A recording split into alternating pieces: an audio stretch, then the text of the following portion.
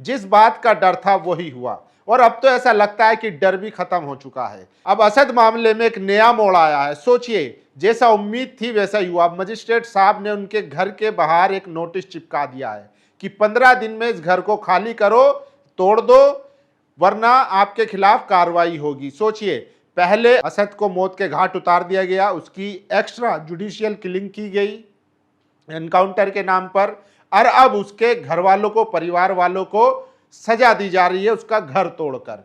सोचिए, और ये सिर्फ क्यों हो रहा है? क्योंकि आरोपी मुसलमान था। वरना उसी गाजियाबाद में सोचिए, एक इंटरनेशनल पैरा एथलीट है त्यागी, उसके दोस्त ने भी उसकी हत्या कर दी, लेकिन उसका एनकाउंटर नहीं होता, उसकी गिरफ्तारी होती है।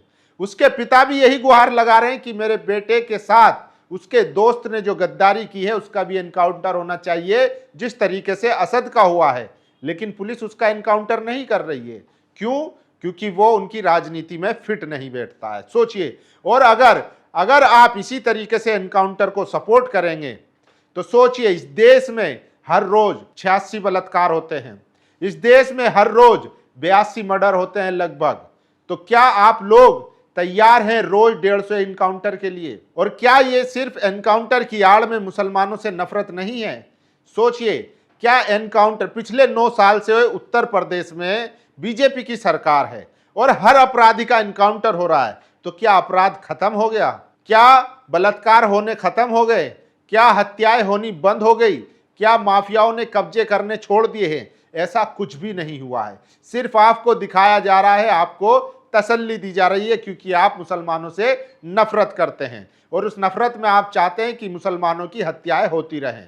हत्या इसलिए कह रहा हूं क्योंकि पुलिस ने जिस तरीके से एनकाउंटर बताया है वो साफ इशारा कर रहा है। सोचिए, पुलिस का काम क्या है? पुलिस का काम है गिरफ्तारी करके मजिस्ट्रेट के सामने पेश करना, लेकिन पुलिस खुद ही जो है जज बन रही है, खुद ही अदालत बन रही है, खुद ही फैसला दे रही है। अगर पुलिस फैसला दे ही रही है तो फिर वो त्यागी के पिता को इंसाफ क्यों नहीं दे रही है? फिर वो 1.5 साल के उस मासूम बच्चे को इंसाफ क्यों नहीं दे रही है जिसको एक प्रताप ने पटक पटक कर उसकी हत्या कर दी? फिर क्यों दिल्ली में अरबाज के हत्यारों का एनकाउंटर नहीं हो रहा है? तो सवाल कई सारे हैं। सोचिए, किस तरीके से आज देश को नफरत की आग में झोंक दिया गया है और मुसलमानों से नफरत की आड़ में खुलेआम कानून का उल्लंघन किया जा रहा है। सोचिए, असद ने जो क्राइम किया था, अब उसका एनकाउंटर हो चुका है, अब तो ट्रायल भी नहीं चला, उसका एनकाउंटर हो चुका है, उसकी सजा उसको मिल चुकी है, लेकिन अब सजा उसके घर वालों को देने की कोशिश की जा रही है। सोचिए, 15 दिन का नोटिस लगा दिया गया है। वहीं दूसरी तरफ लोग सवाल उठा रहे हैं, लोग नाराज हैं कि आखिर ये कल्चर जो बढ़ावा दिया जा रहा है इसका अंत कहां होगा? एक बात तब समझ में आती है कि एनकाउंटर से अगर क्राइम रुक रहा है, बलात्कार रुक रहा है, तो समझ में आता है। यहां तो बलात्कार भी नहीं रुक रहा है, मर्डर भी नहीं रुक रहे हैं, चोरी भी नहीं रुक रही है और कब्जे भी नहीं रुक रहे हैं तब भी, और लोग अब जो है अपनी सुविधा के मुताबिक एनकाउंटर की मांग करने लगे हैं। तो क्या त्यागी के पिताजी को इंसाफ मिलेगा? सबसे बड़ा सवाल ये है, क्या उस 1.5 साल के बच्चे को इंसाफ मिलेगा? और सोचिए, उसका आरोपी तो अस्पताल में बैठकर लोगों से बातचीत कर रहा है, वीडियो बना रहा है, उसको जरा भी अफसोस नहीं है। उससे हीनियस क्राइम क्या होगा जिसने एक 1.5 साल के मासूम बच्चे की हत्या कर दी? उस बच्चे ने उसका क्या बिगाड़ा था? लेकिन यहां पर इन लोगों का जमीर नहीं जागेगा। वो बच्चा हिंदू नहीं था, त्यागी हिंदू नहीं था। सोचिए, सिर्फ सूर्य चौहान जो है हिंदू था। तो आज जो है आउटरीच भी सिलेक्टिव हो चुका है और इंसाफ भी सिलेक्टिव हो चुका है। और ऊपर से देखिए, मीडिया वहां पर जाकर मुसलमानों के मुंह में माइक ठूस कर उनसे सवाल कर रही है कि आप इस पर क्या कहेंगे। मीडिया दिखा रहा है कि वहां सूर्य चौहान को जो मृत है उसको ले जाया गया, कहा गया कि बकरा ईद पर तुमने कभी कुर्बानी देखी है, आओ तुमको कुर्बानी दिखाते हैं। सोचिए, ऐसे ऐसे बातें कही जा रही है कि बकरा ईद पर सूर्य की बलि दे दी गई। अगर सूर्य की बलि दे दी गई, अगर उसमें आरोपी मुसलमान है, तो फिर त्यागी जो पैरा एथलीट था, इंटरनेशनल एथलीट था, उसके दोस्त ने, वो तो हिंदू है, यश खटीक, उसको क्या कहेंगे? उसने कौन सी कुर्बानी दी? उसने कौन सी भेंट चढ़ाई? क्राइम को आप क्राइम की नजर से नहीं देख रहे हैं। दरअसल ये आपके दिलों में जो मुसलमानों के प्रति नफरत भरी पड़ी है, उसको आप जो है इंसाफ के लिबादे में ओढ़कर दिखाना चाहते हैं कि हम इंसाफ पसंद है। अगर इंसाफ पसंद होते तो फिर सबके लिए एनकाउंटर की मांग करते हैं। हम अब भी कह रहे हैं कि एनकाउंटर किसी भी मसले का हल नहीं है, लेकिन आप लोग मुसलमान आरोपी होता है तो एनकाउंटर की मांग करते हैं। तो ऐसी ही मैं कुछ और आपको बता देता हूं कि कैसे लोग जो है नाराजगी जाहिर कर रहे हैं और सरकार खामोश है और वो सिलेक्टिव अप्रोच अपना रही है, जो देश के लिए, प्रदेश के लिए बहुत ही खतरनाक है। अगर ये कल्चर बढ़ता रहा तो फिर सोचिए कभी ना कभी तो सरकार बदलेगी, फिर जो सरकार में आएगा वो अपने हिसाब से इसी तरीके से एनकाउंटर करवाएगा, तब आप क्या करेंगे। देखिए, यूपी के फिरोजाबाद जिले से आई रूह कपा देने वाली घटना के आरोपी को पुलिस ने मुठभेड़ के बाद गिरफ्तार कर लिया। जितेंद्र पाठक नाम है इनका। हैवान ने अपनी ही 1.5 साल के मासूम भतीजे की बेरहमी से हत्या कर दी। वे अब कानून के शिकंजे में हैं। इनके पैर में गोली मारी गई। सोचिए, 1.5 साल के बच्चे की हत्या करना, इससे हीनियस क्राइम होगा कोई, लेकिन इनके पैर में गोली मारी गई। और देखिए, राष्ट्रीय पैरा एथलीट चिराग त्यागी हत्याकांड का पुलिस ने किया खुलासा। साथ ही पैरा खिलाड़ी यश खटीक ने गाजियाबाद से दिल्ली बुलाकर मारी थी गोली। एशियाई पैरा खेलों के लिए चयन न होने पर चिराग को मानता था जिम्मेदार। सोचिए, तो क्या यश का एनकाउंटर होगा। इनके पिता भी मांग कर रहे हैं कि जिस तरीके से असद का एनकाउंटर हुआ है, उसके घर वालों को इंसाफ मिला है, उसी तरीके से मेरे बेटे को भी इंसाफ मिले और यश का एनकाउंटर हुआ, लेकिन उसकी गिरफ्तारी हुई है। और सोचिए नफरत कहां तक है, इस खबर से आप अंदाजा लगाइए। इसका नाम नकुल है। इसने अपनी बहन को 2 मुसलमान लड़के जिशान और सावेज के पास जबरन भेजा ताकि उन्हें लव जिहाद और गैंगरेप के झूठे केस में फंसा सके और 10 लाख की उगाही की जा सके। फिर इसने अपनी बहन का वीडियो बनाया और पुलिस को बुला लिया। पुलिस जांच को लड़की ज्यादा देर तक झेल नहीं पाई और सारा सच उगल दिया। नकुल अब फरार है। पुलिस 3 टीमें लगाकर उसे पकड़ने की तलाश में है। नकुल बजरंग दल से जुड़ा हुआ है और इस साजिश में विश्व हिंदू परिषद के लोग भी शामिल हैं।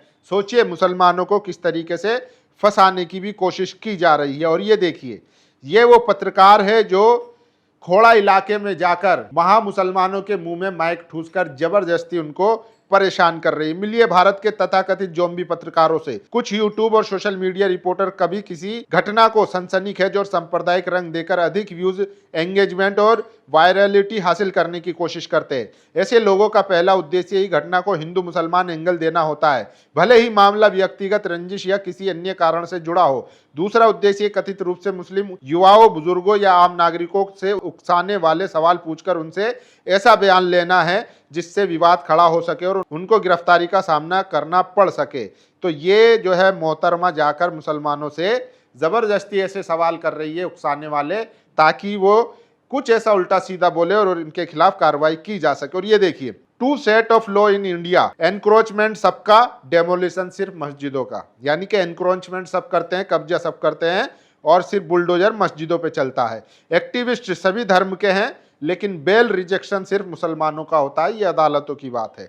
मर्डर एक्यूज सभी धर्म के हैं, एनकाउंटर सिर्फ मुसलमानों का होता है। बीफ कारोबारी सभी धर्म के हैं, लेकिन लिंचिंग सिर्फ मुसलमानों की होती है। और ये सुनिए, ये एक साधु हैं, कह रहे हैं कि सरकार अपनी जाति के आरोपियों को, अपराधियों को बचा रही है, जबकि ब्राह्मण, यादव, मुसलमान, दलित इनको चुन चुनकर मार रही है। मैं नहीं कह रहा हूं, ये महाराज जी कह रहे हैं। चुनकर एनकाउंटर करवा रही है मुख्यमंत्री आदित्यनाथ बिष्ट ठाकुर। अपराधी अगर ठाकुर है तो उसे बचाया जा रहा है, अपराधी अगर ब्राह्मण, दलित, मुस्लिम और पिछड़ा है तो उसे मार गिराया जा रहा है। अपराधी की कोई जाति नहीं होती और झूठे एनकाउंटर कानून सम्मत नहीं होते, लेकिन मुख्यमंत्री आदित्यनाथ अपने ठाकुर अपराधियों को बचा रहे हैं। अपराध की घटनाओं में चुनकर एनकाउंटर जाति के आधार पर करवा रहे हैं या फिर फर्जी तरीके से निर्दोषों को फंसवा रहे हैं और अपने ठाकुर बिरादरी के अपराधियों को चुपचाप बचा रहे हैं। अब तो भाजपा समर्थक भी आवाज उठा रहे हैं। एनकाउंटर से अपराध रुकता होता तो 9 साल से क्यों नहीं रुका। इसका मतलब एनकाउंटर करके अपराध रोकने का ये फॉर्मूला फर्जी है, गलत है और कुछ लोगों को खुश करने का फॉर्मूला है। यूपी में भयंकर जातिवाद और ठाकुरवाद एवं अपराध का साम्राज्य व्याप्त है। ये स्वामी जी को भी आपको सुनना चाहिए। और सोचिए, गाजियाबाद उत्तर प्रदेश, सूर्य चौहान हत्याकांड मामला। उप जिला मजिस्ट्रेट कार्यालय ने आरोपी असद के घर के बाहर एक नोटिस चिपकाया है, जिसमें कहा गया है कि यह आवासीय सरकारी जमीन पर किया गया है, अवैध अतिक्रमण है। नोटिस में निर्देश दिया गया है कि नोटिस मिलने के 15 दिनों के भीतर इस अवैध कब्जे को हटा दिया जाए, अन्यथा कानूनी कार्रवाई की जाएगी। असद कल खोड़ा थाना क्षेत्र में खोड़ा और इंदिरापुरम की पुलिस के साथ हुई मुठभेड़ में मारा गया है। तो अब ये जो है, इनका घर अवैध अतिक्रमण पर भी बना हुआ हो गया। ये समझिए कि किस तरीके से। और सोचिए, असद के एनकाउंटर के बाद सूर्य की गली में रहने वाले मुस्लिम परिवारों ने कहा कि असद का एनकाउंटर तो हो गया, अब उसके गलती की सजा उसके परिवार वालों को नहीं मिलनी चाहिए। असद का एनकाउंटर तो हो ही गया, अब अगर असद के घर पर बुलडोजर चलाया जाता है तो पूरा परिवार सड़क पर आ जाएगा। तो लोग अभी भी कुछ हैं जो कह रहे हैं कि उनके एनकाउंटर के बाद नहीं होना चाहिए। सूर्य हत्याकांड मामले में पुलिस ने आरोपी असद को एनकाउंटर में ढेर कर दिया। अरबाज हत्याकांड के मुख्य आरोपी सौरभ को पुलिस ने पूछताछ करके छोड़ दिया।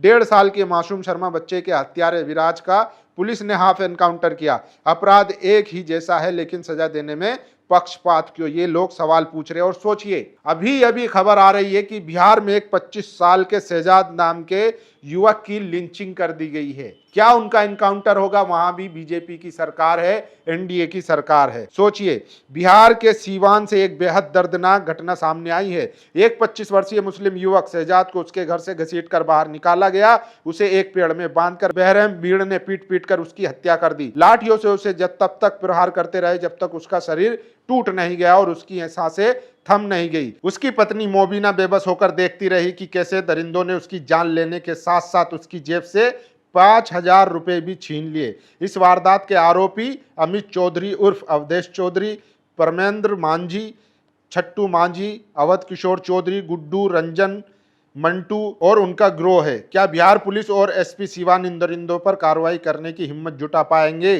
तो ये सोचिए। और सोचिए, न 14 साल का गोपाल शर्मा हिंदू था, न 1.5 साल का मासूम विराज पाठक हिंदू था, केवल सूर्य चौहान हिंदू था। इसलिए केवल उसके हत्यारे को मिट्टी में मिलाया योगी जी ने। क्यों बे सुधीर मिश्र, ये उसको लेकर लिख रहे हैं। तो असद को लेकर अब उनकी बॉडी असद के चाचा को दे दी गई है। तो वो कह रहे हैं कि शायद असद का ऐसे लोगों के गलत संगत में उठना बैठना था, इसलिए वो इस तरीके के कार्य में फंस गया। उत्तर प्रदेश घटना है, गाजियाबाद में इंटरनेशनल प्लेयर चिराग त्यागी मार दिया गया, आरोपी यश खटीक जिंदा है। घटना 2, फिरोजाबाद में बच्चे को पटक कर मार डाला, आरोपी जितेंद्र पाठक जिंदा है। घटना 3, गाजियाबाद में सूर्य चौहान की चाकू मारकर हत्या, आरोपी असद एनकाउंटर में मारा गया है। यही आज की हकीकत है, यही आज का कानून है, यही आज का पुलिस प्रशासन है, यही आज की सरकारें हैं और यही हकीकत है। आप इसको चाहे एक्सेप्ट करें या ना करें, इसी तरीके से सरकार चलाई जा रही है, इसी तरीके से पुलिस काम कर रही है और इसी तरीके से अदालत भी खामोश है। बाकी आप लोगों की क्या राय है, अपनी राय जरूर दीजिए। शुक्रिया। नेशनल दस्तक की आपसे गुजारिश है कि अगर इसको बचाना चाहते हैं तो नेशनल दस्तक को सब्सक्राइब करने के लिए रेड कलर के सब्सक्राइब बटन को दबाएं, फिर बेल आइकन की घंटी दबाएं। नेशनल दस्तक को बचाने के लिए बहुत जरूरी है कि हर खबर को शेयर करें, लाइक करें, कमेंट जरूर करें।